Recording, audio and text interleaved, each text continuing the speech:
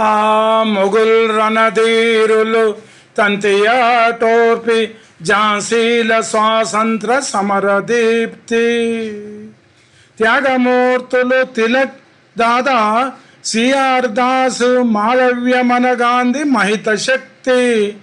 జాతీయ సంస్థయై శాంతి హింసలతోడ కాంగ్రెస్సు నడిపిన కథన పనితి. తమిళ, ఆంధ్ర, కేరళ దారుని ప్రజలెల్ల దారబోసిన మహా త్యాగఫలము.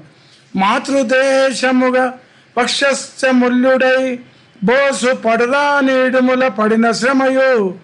పండిత నెహ్రూజీ, పటేల్, పట్టాభి, రాజాజీ నెరపిన రాజ్యపటిమ.